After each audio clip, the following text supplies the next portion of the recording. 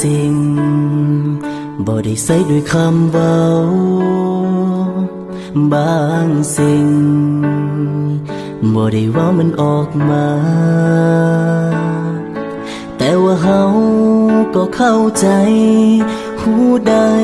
จากสายตาเป็นสื่อภาษาเหมือนว่าเจ้านั้นก็มีใจ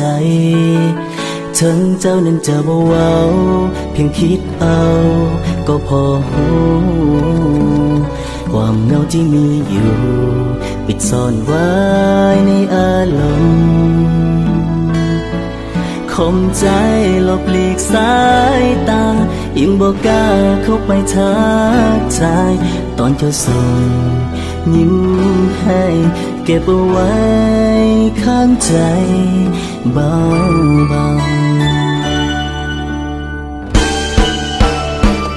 ดวงตาของเจ้าแทนคำเว้าแทนคำบรรยายส่งมาทักทายจนใจไว้วันลงตัวอยากเป็นมดแดงแฝงพวงมัดม่วงก็กลัว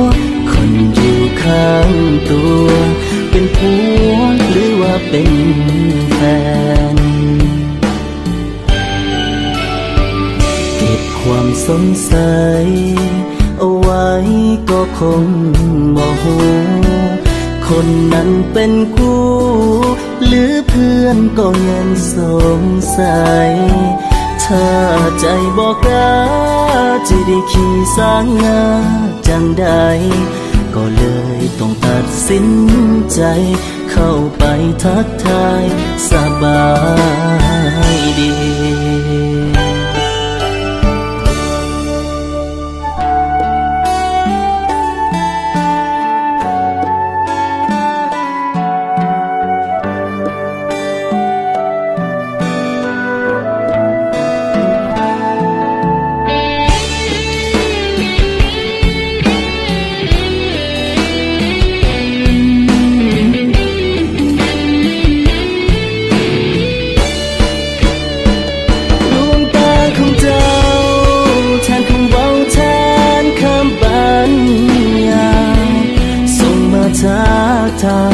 จนใจไว้วันลงตัวอยากเป็นมดแดงแฝงพวงมัดม่วงก็กลัวคนอยู่ข้างตัวเป็นผัวหรือว่าเป็นแฟนเก็บความสงสัยเอาไว้ก็คงบ่ฮู้